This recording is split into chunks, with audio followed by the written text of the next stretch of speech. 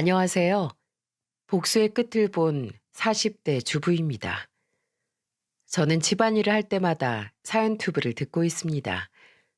사연튜브에 나오는 사연을 들을 때마다 저는 매번 온갖 나쁜 놈들은 여기 다 모였구나 하며 개탄을 금치 못했죠.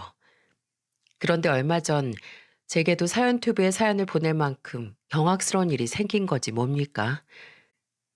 열 길 물속은 알아도 한 길 사람 속은 모른다고 하던데 그 사람을 다 안다고 생각했던 제가 지금 생각해도 어처구니가 없네요. 괜찮다가도 가끔 생각나면 열불이 터져 잠도 잘 안 오는데 창피해서 어디 주변 사람들한텐 말도 못하고 말이죠. 그래서 부족한 글솜씨지만 이렇게 사연을 보내고 그 사람에 대한 모든 걸 잊어보려고 합니다. 자, 그럼 지금부터 제 사연을 시작해 보도록 할게요. 제가 30살이 되던 해 어느 날 친정엄마께서 뜬금없이 제게 맞선 볼 생각이 있냐고 물으셨어요.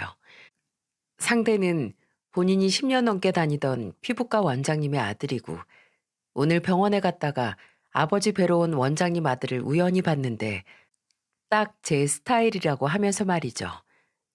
싫다고 몇 번이나 말했지만 계속해서 보채시는 바람에 저는 억지로 맞선 자리에 나갔습니다. 그런데 정말 안 나갔으면 땅을 치고 후회했을 정도로 저와 남편의 첫 만남은 완벽했습니다. 첫 만남이라 서로 어색하긴 했지만 그 짧은 몇 시간 동안 느낄 수 있었던 남편의 자상함과 배려, 그리고 무엇보다 언변이 뛰어나 저를 단번에 홀려버렸죠. 그날 이후 여러 번을 더 만났고 남편의 고백 이후 우리는 3년이란 연애 기간을 거쳐 결혼까지 하게 됐습니다. 결혼 생활도 남들이 부러워할 만큼 행복하게 지냈어요. 특히 제 주변의 유부녀 친구들은 제가 저희 시부모님 이야기를 할 때마다 저를 부러움의 눈빛으로 쳐다보곤 했고요.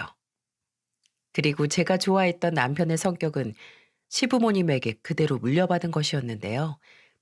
시부모님은 하나부터 열까지 얼마나 세심하신지 이런 말 하면 안 되지만 저희 친정 부모님보다 저를 더 신경 써주셨다 해도 과언이 아니랍니다.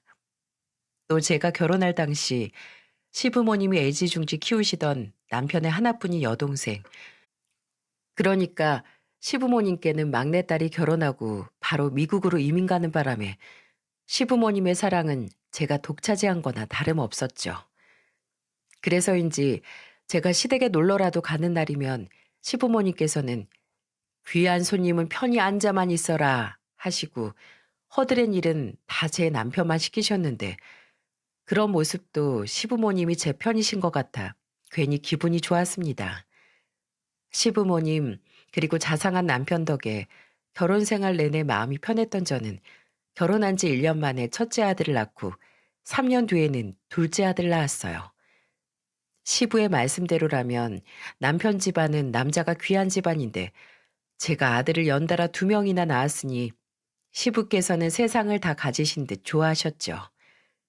그리고 하루라도 손자들을 안 보면 눈앞이 아른거린다고 하셨는데 그런 마음을 참고 참으셔서 일주일에 3번 정도는 우리 집에 오셔서 아이들과 함께 놀아주기도 하셨고요. 시부모님이 집에 자주 오면 부담되지 않냐 하실 텐데 아니요. 저는 오히려 시부모님이 집에 오시는 게 너무 좋았습니다. 제 시부모님은 집에 오실 때마다 저한테 용돈도 주시면서 친정 부모님을 뵙고 오거나 친구들이랑 놀고 오라고 해주셨기 때문이죠. 정말 저는 복받은 며느리였습니다. 그리고 가와 만사성이라고 집안이 화목하니 남편의 일도 잘 풀리기 시작했어요. 제가 둘째를 낳았을 때쯤 남편은 서울의 성형외과를 개업했는데 남편이 실력도 좋고 입소문도 났는지 단기간에 병원을 찾는 사람들이 많아졌습니다. 남편이 성형외과를 개업하기 전까지 저는 병원장 며느리일 뿐이었는데 이제는 병원장 아내로 사모님 소리를 듣게 됐죠. 그렇게 시간은 흘러 첫째 아들이 초등학교에 들어가고 둘째 아들이 어린이집에 갈 나이가 되니 저는 드디어 고정적인 자유시간이 생겼습니다. 그간 시부모님께서 자주 들려주시긴 하셨지만 시부모님 시간 되실 때 오신 거여서 제 자유시간은 들쭉날쭉했거든요. 아이들을 학교와 어린이집에 보내고 오전 시간이 여유로웠던 저는 문득 남편이 운영하는 병원에 사람이 많아 점심시간도 잘 지켜지지 않은 채 진료를 보고 수술한다는 이야기가 생각났습니다. 생각해보니 몇 개월간 남편 병원에 가보지도 못했는데 그날은 시간도 있겠다. 저는 김밥, 샌드위치, 과일 등 남편과 직원들의 도시락을 챙겨 병원으로 갔어요. 그런데 제가 간 날은 유독 한가했는지 점심시간이 다가오지도 않았는데 병원이 한산하더라고요. 사모님, 안녕하세요. 네, 안녕하세요. 미숙 씨 오랜만이네요. 우리 지난번에 먹었던 그 레스토랑 또 가기로 했는데 아직도 못 갔네요. 미숙 씨 요즘 너무 바쁜 거 아니에요? 바쁘긴요. 제가 요즘 몸이 좀 안 좋아서 사모님께 따로 연락도 못 드렸네요. 그런데 오늘은 원장님 뵈러 오신 거예요? 아, 원장님만 보러 왔다기보다는 남편이 요즘 하도 바빠서 점심도 못 먹으면서 진료 본다길래 도시락 좀 쌓아봤어요. 그런데 어디 갔나 봐요? 아, 네. 오늘 세미나 있으셔서요. 오늘은 원장님은 오전 휴진이세요. 그래요? 나한테는 별말 없었는데. 그럼 같이 도시락 먹어요. 넉넉히 챙겨왔으니까 다른 직원분들도 하나씩 챙기고요. 미숙이는 남편이 병원 개업했을 초창기부터 함께한 직원입니다. 남편이 말하기론 일도 잘하고 항상 밝은 인상이어서 그런지 병원을 찾아주시는 분들에게도 칭찬이 자자하다고 하더군요. 또 미숙이는 저랑 단둘이 밖에서 종종 만나는데 밖에서 볼 때는 언니 동생으로 부르곤 했죠. 그리고 실제로 제 동생이랑도 나이가 비슷해서 그런지 더 챙겨주고 싶은 마음이 들곤 했습니다. 그런데 오늘은 이상하게 미숙이 표정이 전처럼 좋지는 않더라고요. 그렇게 미숙이랑 한참 수다를 떨다 보니 점심시간이 지났고 이제 집에 가려고 하니 남편이 허겁지겁 들어오더군요. 그런데 절 보고는 무슨 귀신 보듯이 화들짝 놀라는 게 아니겠어요? 여보, 어쩐 일이야? 아유, 깜짝이야. 왜 소린 지르고 그래? 당신 밥도 못 먹고 일한다고 하길래 도시락 챙겨왔었지. 그런데 세미나 갔다던데 이렇게 빨리 왔어? 당신 세미나 하면 보통 저녁 늦게나 끝나지 않나? 아, 그건 세미나마다 다르지. 오늘은 오전 일찍 시작해서 일찍 끝났어. 이제 집에 가는 거지? 조심히 들어가. 이제 막 인사했는데 조심히 들어가라며 제 등을 미는 남편이 뭔가 미심쩍긴 했지만 곧 오후 진료 시작하는 시간이라 그런가 하고 그날 전 바로 집으로 돌아왔습니다. 그리고 며칠 뒤 저는 제 남편에게 성형 상담을 받고 싶다던 친구와 함께 다시 병원을 찾았습니다. 그런데 몇 년 동안 같은 자리에서 반갑게 맞아줬던 미숙이가 보이지 않았고 남은 직원들이 허둥대며 미숙이의 빈자리를 채우고 있더군요. 의아했던 저는 제 친구 상담이 끝나자마자 남편에게 물었어요. 여보, 미숙 씨 그만뒀어? 어, 몸이 안 좋다면서 그만둔다고 하더라고. 사람 그렇게 안 봤는데. 아니, 그만둘 거였으면 미리 말을 해줘야지. 갑자기 다음 날부터 못 나온다고 해서 급하게 사랑 구하느라 얼마나 고생하고 있다고. 어머, 많이 아프대? 미숙 씨가 그럴 정도였으면 심하게 아픈 걸 텐데 어디가 아픈지 물어봤어? 아, 몰라.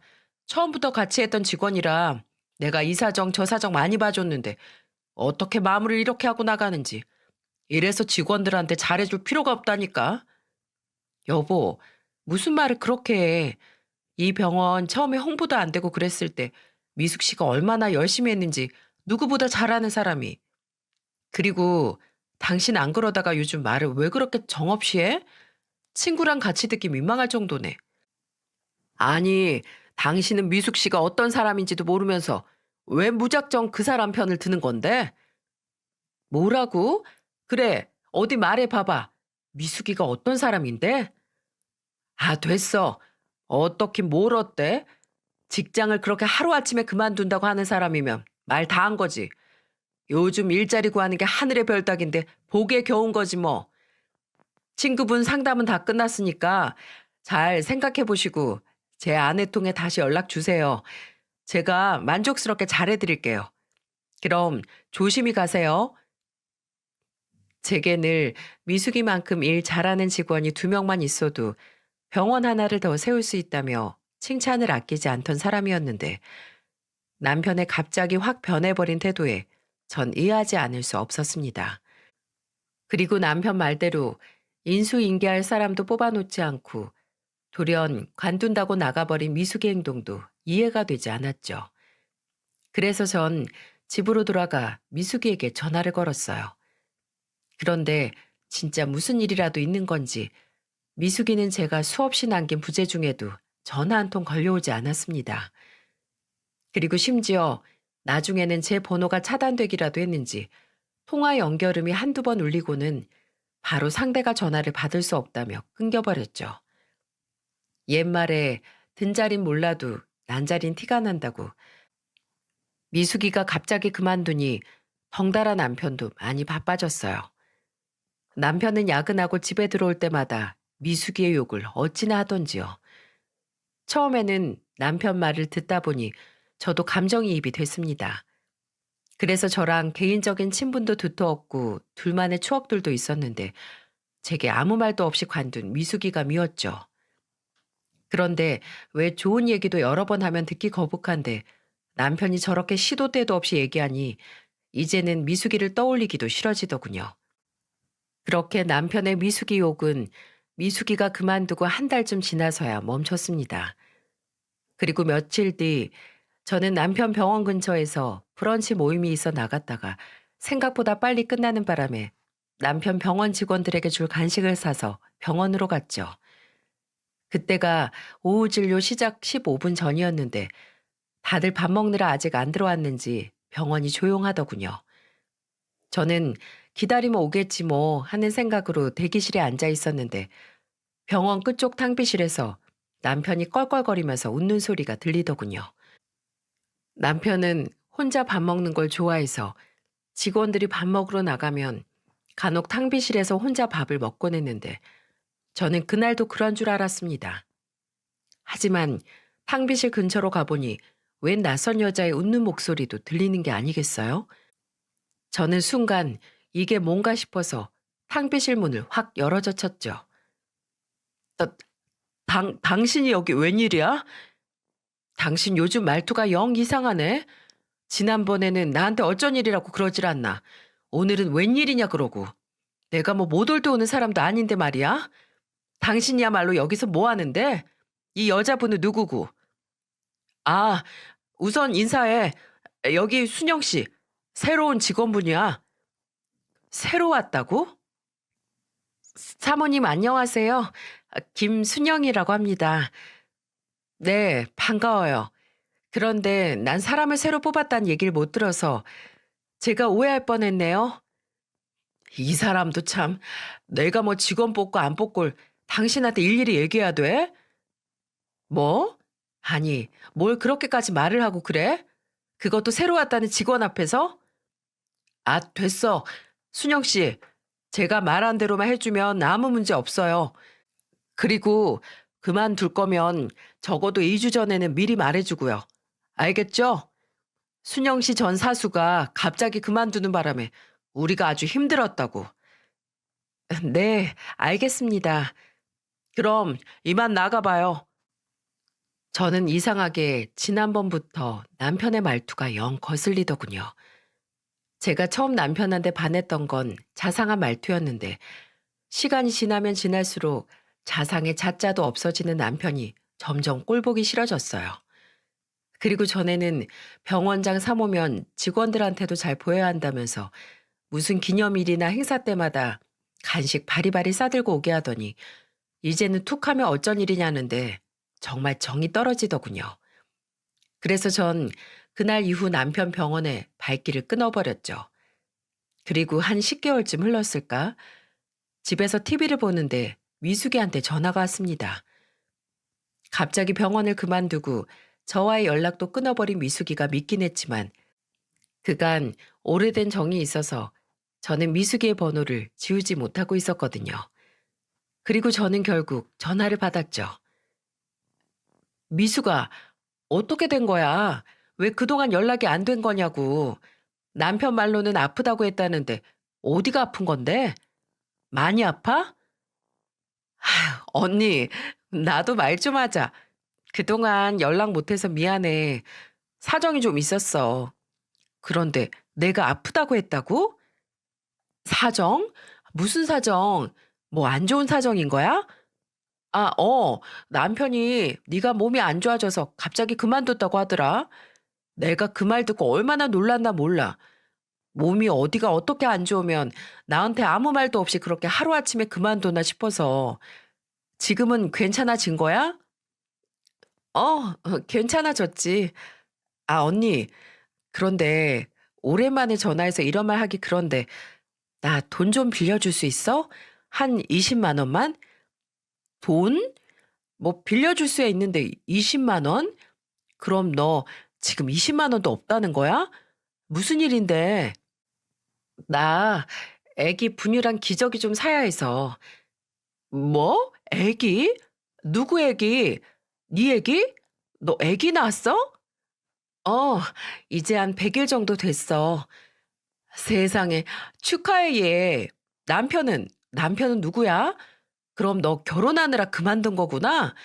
결혼식에 나 왜 안 불렀어? 아, 결혼식은 가족들끼리 식사하는 걸로 대신했어. 부르지 못해서 미안해. 그런데 남편이 누군지는 말하기 좀 그래. 애기 낳기 한참 전에 헤어졌거든. 그리고 그 사람 사기꾼이었어. 내가 당한 거지 뭐. 뭐? 사기꾼? 세상에. 그래, 더 말하지도 마. 그런 나쁜 놈 얘기 꺼내봤자 뭐해. 화만 더 나지. 계좌번호 불러줘. 그리고 애 키우는데 돈이 얼마나 드는데 고작 20만 원이야. 나도 돈은 남편이 관리해서 큰 돈은 없지만 우선 비상금으로 300만 원 정도 있으니까 그거라도 보내줄게. 고마워. 고마워, 언니. 오랜만에 연락하는 거라 정말 많이 망설였는데 고마워. 나한테 잘 연락했어, 얘. 힘내고 무슨 일 있으면 또 연락하고. 알겠지? 거의 1년 만에 미숙이랑 한 대화는 충격적이었어요. 남편 병원을 그만두기 전까지만 해도 남자친구가 있다는 이야기는 들어본 적이 없는 것 같은데 언제 결혼하고 또 아이까지 낳았는지 그간 미숙이한테 무슨 일이 있었는지 도통 감이 잡히질 않더라고요. 그리고 얼마 후 미숙이에게 또 전화가 왔습니다. 이번에는 우리 집 근처로 오겠다며 만나자고 하더군요. 그래서 전 흔쾌히 수락했고 집 앞 카페에서 미숙이를 기다렸죠. 약속한 시간이 되고 카페 문을 열고 미숙이가 들어오는데 아이를 안고 왔더군요. 미숙이를 보자마자 전 달려가서 와라 끌어안고 아이를 보는데 세상에 아이가 어찌나 예쁘던지요. 우리 아이들 어렸을 때가 생각나 자리에 앉으면서부터는 제가 내내 안고 있었죠. 그런데 미숙이를 오랜만에 봐서 신난 저와 달리 미숙이는 시종일관 침착함을 유지하더군요. 오랜만에 본 미숙이는 아이를 낳았음에도 이전보다 더 야위어 있었고 항상 밝았던 친구였는데 얼굴에 그늘이 가득했어요. 그렇게 미숙이랑 이런저런 얘기를 하고 있었는데 미숙이가 갑자기 뭔가 결심이라도 한 듯 목소리를 깔고 저를 불렀습니다.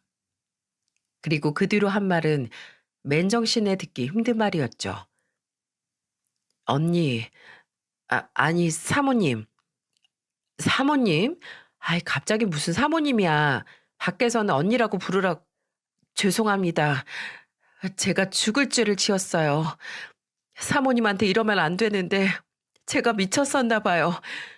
용서해달라고도 말하지 않을게요. 사모님이 어떻게 하시든 저 그냥 그 벌 다 받을게요. 그런데 정말 아무렇지 않게 사모님 옆에 있는 그 사람을 가만둘 수가 없어요.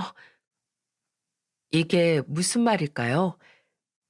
미숙이에게 저 말을 들은 후로 저는 한참 동안 아무 말도 하지 못했습니다. 1년 만에 나타나서 갑자기 죽을 죄를 지었다며 무슨 벌이든 받겠다는데 이게 대체 무슨 상황이지? 하고 고개를 떨구는데 갑자기 저한테 안겨있던 미숙이 아이가 보이는 게 아니겠어요? 여자의 촉은 무섭다던데 너, 너, 너 혹시? 속으로 아니길 빌며 저는 미숙이와 제 품에 안겨있는 이 아이를 번갈아 가면서 봤습니다. 설마요. 설마 그럴 리가 있겠어? 하고 마음을 다잡는데 미숙이 입에서 나온 말은 제 설마를 처참히 밟아버리더군요. 맞아요. 그애 병원장님 애예요. 죄송해요, 사모님. 뭐? 뭐가 맞아? 내가 안고 있는 이 애가 내 남편 애라고? 엄마는? 엄마는 너고? 네. 나지막이 네라고 대답한 미숙이를 보고 있자니 저는 갑자기 괘씸함과 분노가 밀려오더군요. 그리고 아이를 잡고 있던 한 손을 풀어 미숙이의 뺨을 내리쳤습니다. 그런데 미숙이는 제게 맞을 걸 각오라도 했다는 듯 아무 미동 없이 바닥만 보고 있었죠. 그 모습에 분한 저는 뺨을 한 대 더 내리쳤고 이번에는 미숙이가 눈물을 흘리기 시작했어요. 사모님, 죄송해요. 그런데 이렇게 다 말하고 차라리 몇 대 맞는 게 더 낫네요. 뭐? 지금 내 기분을 이렇게 그지같이 만들어 놓고 너는 고작 몇 대 맞은 거로 죄책감 덜었다 이거야? 너 내가 이걸로 끝낼 것 같아? 내가 널 얼마나 믿었는데 네가 나한테 이럴 수가 있어. 아니에요. 죄책감을 덜었다뇨. 아마 평생 가도 전 이 죄책감 못 덜어요. 너, 그런데 나한테 이걸 인제 와서 말한 이유가 뭐야? 평생 숨길 수도 있었을 텐데 뭐 때문에 말하는 거냐고. 얼마 전 제가 사모님께 돈 빌려달라고 연락드렸을 때요.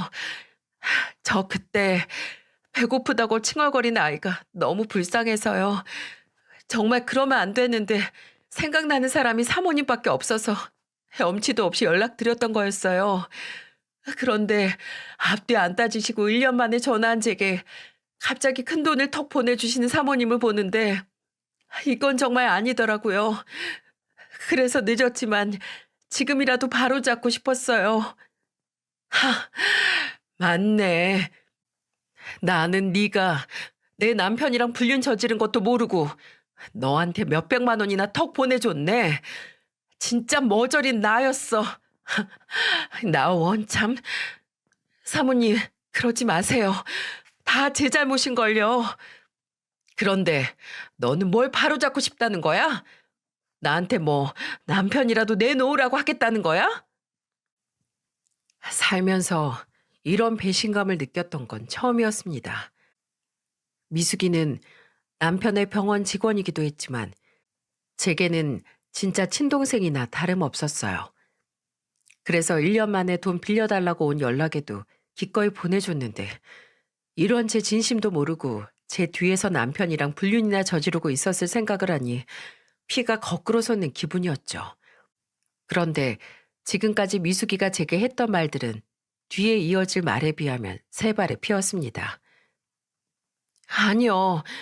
남편을 내놓으라뇨. 솔직히 말하면 사모님 남편 조도 안 가질 사람이에요. 뭐? 조도 안 가질 놈이랑 불륜을 왜 저지르는데? 너 지금 나랑 장난하니? 저도 피해자니까요. 그래서 바로잡고 싶은 거예요. 사모님, 제가 비밀 하나 알려드릴까요? 정말 미숙이의 말이며 행동 하나하나가 절 얼마나 돌게 만들던지 이번에는 갑자기 제게 얼굴을 쭉 내밀며 비밀을 알려주겠다는데 마치 절 시험하는 것 같더군요. 나를 속이고 내 남편과 그런 짓을 해서 애까지 낳은 여자의 말을 더 어떻게 믿을 수 있겠냐만 그래도 한번 들어보기로 했죠. 사모님, 사모님 남편, 그러니까 병원장이요. 그놈 스폰서예요. 뭐? 스폰서? 지금 무슨 말을... 사모님, 사모님 남편 성형외과에 연예인 되겠다고 성형수술하러 오는 애들이 얼마나 많은지 모르시죠? 그런데 갑자기 얼굴만 예뻐진다고 벼락스타가 될 수 있겠어요? 성형수술 받고 예뻐지면 이제부터 오디션 보러 다니고 그러는데 그 사이 무슨 돈이 있겠냐고요. 성형수술하느라 큰돈 나갔겠다. 당장 생활비도 없겠다. 그런 애들은 아주 미치는 거죠. 그런데 그때 딱 사모님 남편, 그러니까 병원장이 지원해 주겠다고 하는 거예요. 안 그래도 병원장 수술 덕에 본인들 예뻐져서 신뢰가 높아져 있잖아요. 그런데 그런 병원장이 본인 외모도 인정해주고 또 유명해질 때까지 용돈도 대주고 한다고 만나자는데 거절할 애가 몇이나 있겠어요? 너, 너 지금 무슨 말 하는 거냐고? 내 남편이 이 여자 저 여자한테 돈이나 퍼주고 있었다는 거야? 네, 바로 그거예요. 그것도 총각 행세를 하면서 그러고 다녔다는 거죠. 그럼 너도 돈 받았니? 그래 놓고 네가 무슨 피해자라는 건데? 아니요, 사모님. 전 하늘에 맹세코 돈 안 받았어요. 제가 피해자라는 건 병원장이 사모님이랑 이혼했다고 했었거든요. 미숙이의 마지막 말에 저는 뒤통수를 한 대 얻어맞은 것 같더군요. 이혼이라뇨? 이게 무슨 말 같지도 않은 소리인가 싶었어요. 그때 제 표정을 읽은 미숙이는 그간 있었던 일을 제게 하나하나 꼼꼼하게 알려줬죠. 어느 날부터 병원장이 제게 추파를 막 보냈어요. 다른 직원들이 있는데도 제게 슬쩍슬쩍 스킨십을 하고 또 일 끝나고 한잔하는 게 어떻겠냐면서 계속 연락을 해오더라고요. 몇 번은 그냥 무시했는데 같이 일하면서 매일같이 무시하는 게 쉽지는 않더라고요. 그래서 만나서 제대로 말해야겠다 싶어서 하루는 만났어요. 그런데 역시나 제게 그동안 계속 마음에 품고 있었다면서 자기랑 만나보는 게 어떻겠냐고 하더라고요. 저는 그때 정말 병원장이 정신병이라도 걸린 줄 알았어요. 사모님이 뻔히 있는데 이게 무슨 개소린가 싶었죠. 그런데 병원장이 나지막이 나 이혼했어 라고 하더라고요. 저는 너무 놀라서 언니랑 이혼했다고요? 왜요? 라고 물었더니 글쎄 아내한테 다른 남자가 생겼어 라고 하는 게 아니겠어요? 뭐? 나한테 다른 남자가 생겼다고 했다고? 네.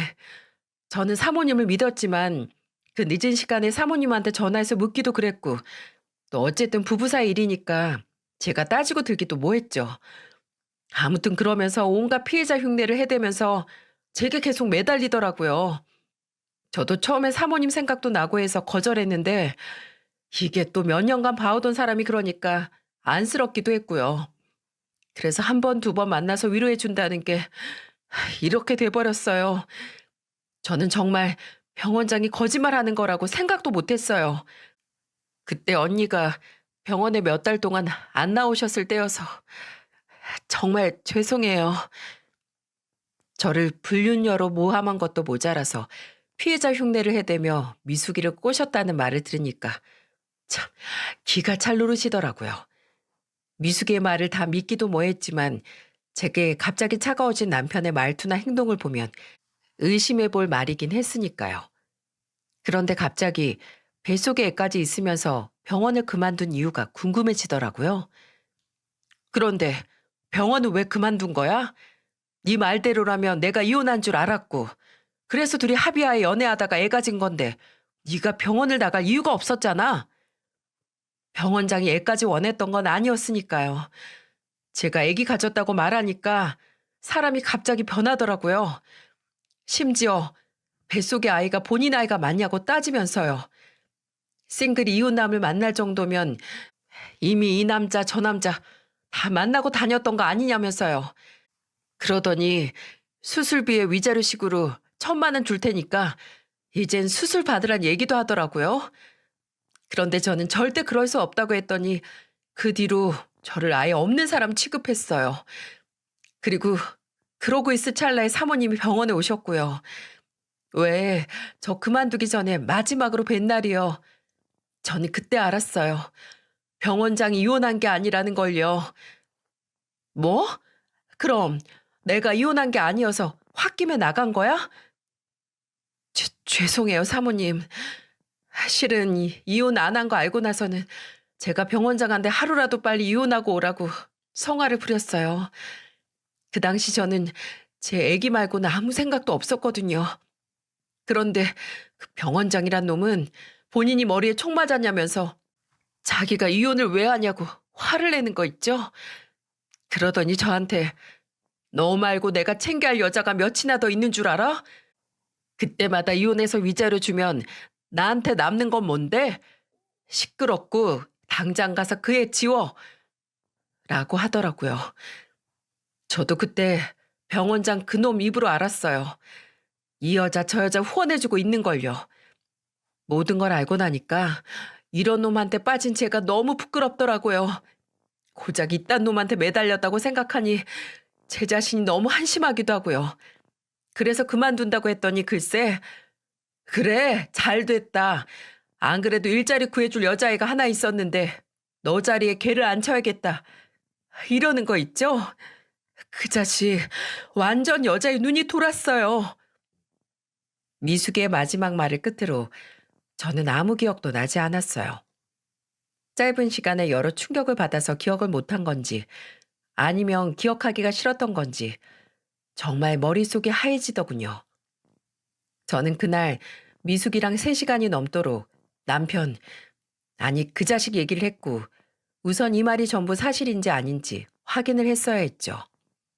그날 밤 저는 자고 있는 그 자식의 핸드폰을 뒤져봤습니다.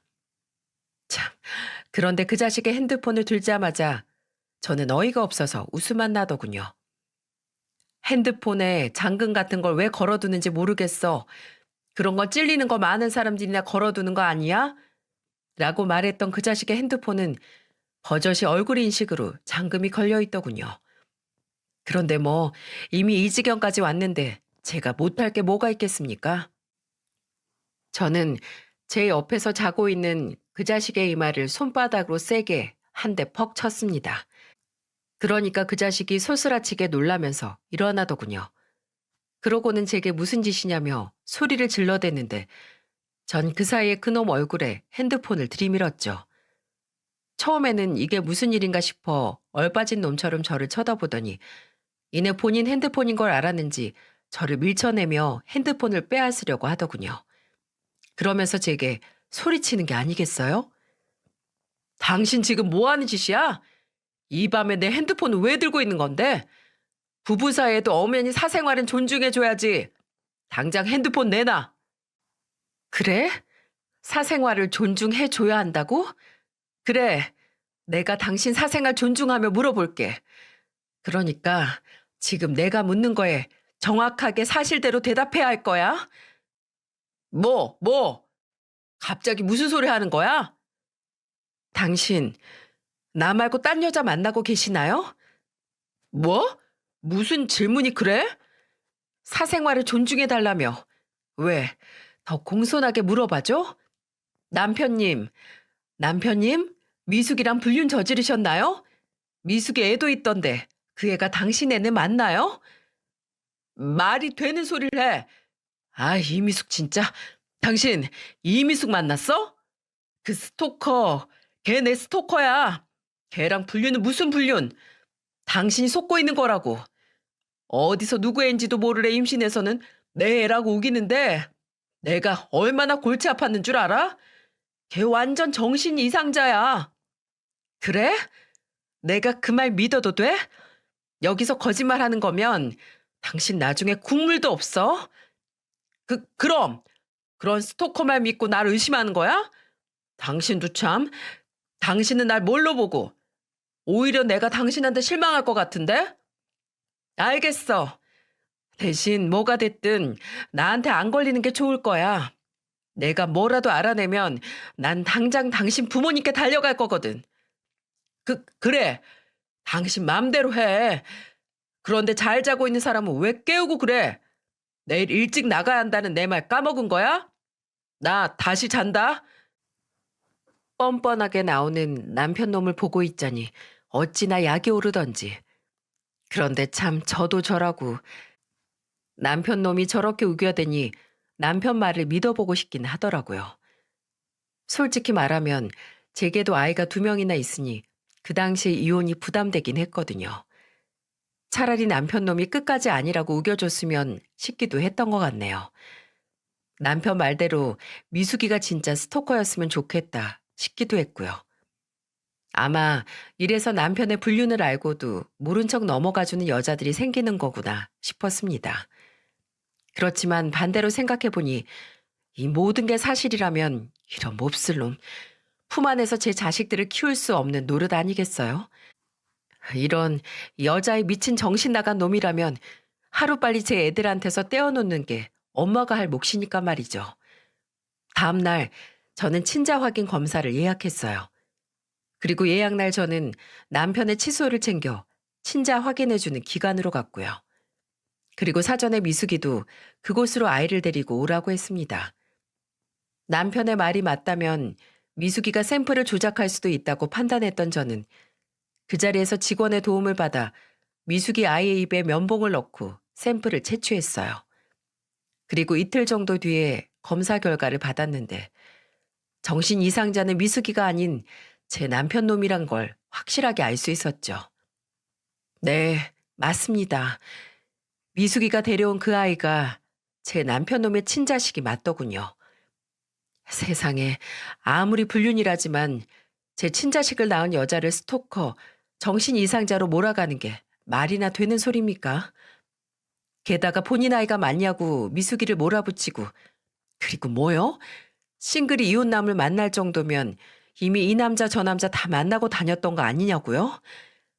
나 참 어이가 없어서 아내가 있고 애가 둘이나 있는 놈이 이웃남인 척 싱글 여자 만나 임신시켜 놓고 모른 척 배째라는 건 인간이 할 짓인가요?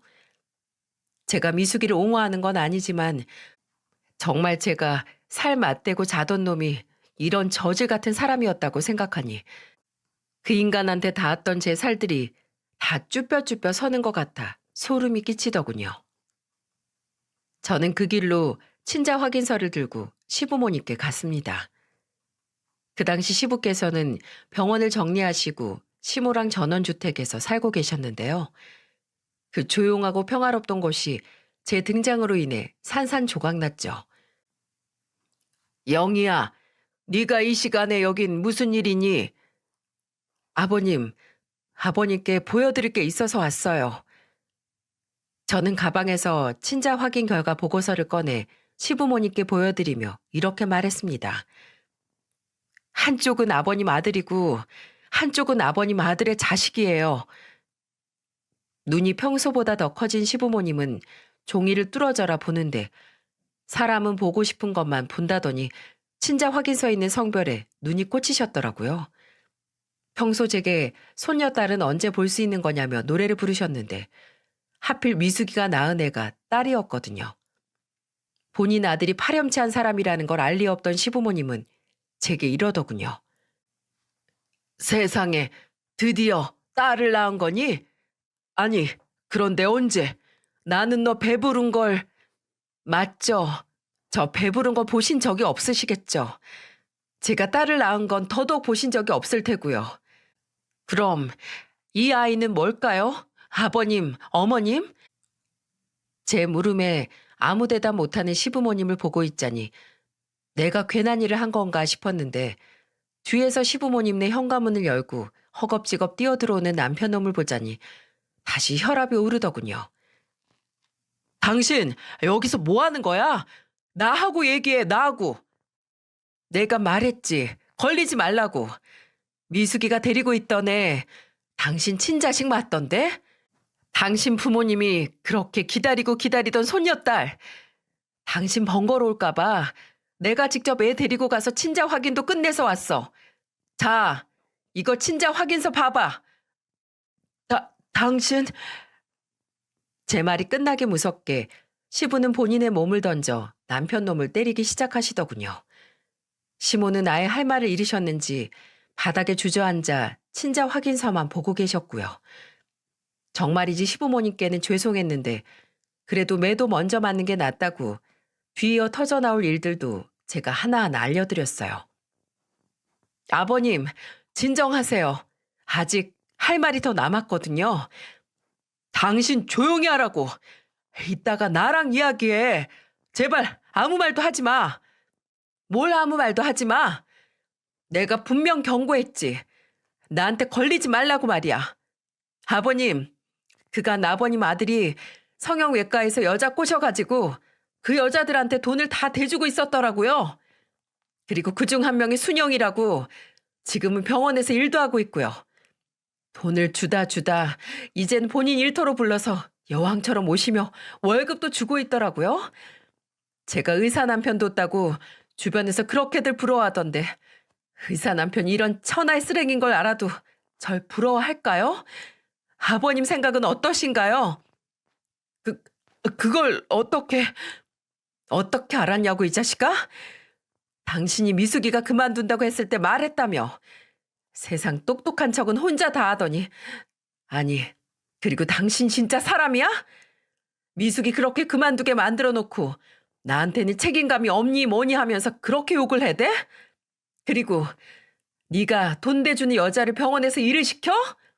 너 그때 탕비실에서 그 기집애랑 히덕거리고 웃던 것도 거기서 연애질한 거지? 이 천하의 못된 자식아. 너 같은 놈은 내가 절대 그냥 못 둬. 너 더 이상 의사 못할 줄 알아. 여보. 누가 네 여보야? 그 더러운 입으로 나 부르지도 마. 아버님 이 사람이 어떤 사람인지 이제 아시겠죠? 저 이런 사람이랑 단 하루도 못 살아요. 그리고 이런 놈 품 안에서 아버님이 그렇게 애지중지하시는 손자들을 어떻게 키우나요? 안 그래요? 제 말에 더 이상 대꾸할 힘도 없으셨는지 아버님은 휘청거리시는 몸을 이끌고 본인 방으로 들어가셨어요. 그리고 저는 남편놈 손에 이끌려 집으로 왔죠. 집에서도 제게 내내 비는데 그 더러운 모습이 더는 보기 싫더군요. 저는 그놈과 더는 말도 섞기 싫어. 애들한테 이런 걸 보이기 싫으면 당장 집 나가! 라고 소리쳤고 꼴의 지도 아빠라고 애들한테 창피하긴 싫었는지 드디어 집을 나가더군요. 그리고 다음 날 시부모님께서 저를 찾아오셨죠. 영희야, 내가 미안하다. 고작 저런 놈을 아들이라고 낳아놓고 너한테 보낸 거. 내 그게 제일 큰 죄다. 모든 걸 다 알았을 때 네 심정이 어땠을꼬. 다 내 죄다. 다 내가 잘못 키운 죄야. 내 아들 용서하란 말은 안 한다. 대신 네 분 풀릴 때까지 할 수 있는 모든 걸 다 동원해서 네 한 풀거라. 꼭 그렇게 해. 저런 놈이 무슨 남편이고 아빠고 또 병원장이 될 수 있겠니? 모든 곳에서 저런 놈은 수치다. 그리고 오늘부로 나한테도 더 이상 아들은 없다. 나도 그런 자식 내 아들로 두기 싫구나. 그리고 내 손자들한테도 저런 아비는 없어야지. 그래야지. 그러니 네가 혹여라도 저 자식 새치여에 놀아나지 않았으면 좋겠구나. 그 말 하려고 왔다. 아버님, 감사해요. 전 혹시라도 아버님이 그 사람 편 드실까봐, 그럴까봐 정말 걱정 많이 했어요. 그렇게 되면 제가 아버님마저 미워해야 하는 상황이 생기니까요. 정말 제발 그러지 않기만을 바랬는데 정말 감사해요, 아버님. 아니다. 내가 오히려 너한테 미안하고 고맙구나. 저런 놈한테 넘어가지 않아줘서 고마워. 연애 때부터 결혼 생활 내내 언제나 제 편이셨던 아버님은 마지막까지도 제 편을 들어주셨어요. 시부모님께 이 모든 일을 털어내놓기 전까지 친정 부모님께 말씀도 못 드리고 저 혼자 길고 긴 외로운 시간이었어요. 그래서 겉으론 강한 척했어도 속으로는 쉴 새 없이 무너졌던 저였는데 이렇게 시부모님이 제 마음을 알아주시니 저는 다시 한번 일어났습니다. 그리고 우리 모두를 이런 구렁텅이에 빠뜨린 그 자식을 더더욱 용서할 수 없었죠. 그리고 용서할 수 없는 사람이 하나 더 있었는데 바로 미숙이었습니다. 알고 시작했든 모르고 시작했든 알았으면 현명하게 대처를 했어야 하는 거 아닌가요? 나중에 저와 이혼하지 않았다는 걸 알고도 본인의 아이를 위해 되려 이혼하라고 성화를 부렸다뇨. 저에게 모든 사실을 알려주긴 했어도 미숙이 죄가 모두 용서되는 건 아니었으니까요. 미숙이의 상황이 딱하긴 했지만 그렇다고 그냥 모든 걸 덮을 수는 없었죠. 그래서 저는 미숙이에게 한 가지 제안을 했습니다. 제가 그놈이랑 이혼하고 현 상황에서 받을 수 있는 최대한의 위자료를 받아내면 그때 모든 걸 폭로해서 남편 병원을 망하게 해달라고요. 지금 화가 난다고 해서 망하게 만들면 제가 위자료로 받을 게 없어지는 거 아니겠어요? 위자료는 제 몫이니 당연히 받아야 하는 거고 그 자식은 그 병원을 이용해 여러 여자들을 데리고 놀고 상처 줬으니 그 병원 또한 없어져야 맞는 거죠. 저는 시부모님이 구해주신 변호사를 통해 이혼 소송을 진행했습니다. 그리고 동시에 상간자 소송도 진행했죠. 그랬더니 이제야 눈치가 좀 생겼는지 남편 놈이 제게 와서는 본인의 잘못을 줄줄 읊으며 사정사정 하더라고요. 그런데 고작 이런 걸로 취소할 이혼이었으면 시작도 하지 않았겠죠? 저는 공개할 수는 없지만 변호사를 통해 받아낼 수 있는 최대 위자료를 받아냈어요. 그 후 잠잠하던 미숙이는 그놈의 병원으로 찾아가 본인 스스로가 상간녀인 걸 밝히는 대자보를 들고 병원 입구에서 몇 날에 서 있었습니다. 그리고 집으로 돌아가면 인터넷으로 그놈의 만행을 적어 올렸죠. 인터넷의 힘은 무섭다고 미숙이가 적은 글은 순식간에 지역 카페로 퍼져나가면서 얼마 안 가 남편 놈의 병원은 결국 문을 닫았습니다. 그놈은 그렇게 아내 잃고 자식 잃고 직장까지 다 잃었죠. 그리고 어디 그뿐이게요? 이제 본인한테 아들은 없다고 말씀하셨던 시부모님은 실제로도 그놈을 받아주지 않으셨으니 그 자식은 본인의 죄로 인해 부모까지 잃게 됐습니다. 아, 물론 시부모님께 제 아이들을 보는 건 허락해드렸어요. 그놈은 밉지만 그놈과 이혼 소송을 진행하는 동안 시부모님께서는 항상 제 편에서 모든 일을 알아봐주고 진행해 주셨거든요. 그리고 무엇보다 시부모님께서 제 아이들을 사랑하는 마음은 진심인 게 보이고도 넘치셔서 모른 척 할 수 없겠더라고요. 그리고 저는 더 이상 그놈에 대해 생각하지 않기로 했습니다. 잊어버리는 것보다 더한 복수는 없다라는 말이 있는데 저는 이 명언에 100% 공감하거든요. 복수 중에 최고 복수는 제가 잘 먹고 잘 사는 거라잖아요. 저는 제가 계획했던 모든 것들을 끝낸 지금부터는 제 머릿속에서 그 자식을 아예 잊기로 마음먹었어요. 그리고 이 사연을 끝으로 저는 그 지옥 같은 일들을 다시는 떠올리지 않을 거고요. 솔직히 사연투브에 이렇게 사연을 올리게 된 이유 중 하나도 제가 겪었던 일들을 한 번에 정리한 뒤 그걸 모조리 잊어버리기 위함이었거든요. 마지막 총정리라고나 할까요? 앞으로 저 혼자서 사내 아이 둘을 키워야 하는 막대한 임무는 있지만 저희 친정 부모님과 시부모님이 계신다면 저는 충분히 잘 할 수 있을 것 같은데 여러분 생각도 그러시죠? 이렇게 길었던 제 사연을 끝까지 들어주셔서 감사하고요. 마지막으로 제게 희망과 용기 되는 응원을 해주신다면 제가 힘들 때마다 와서 힘을 얻어갈 수 있을 것 같은데 짧게나마 응원글 한마디 꼭 부탁드리겠습니다. 진심으로 여러분께 감사합니다.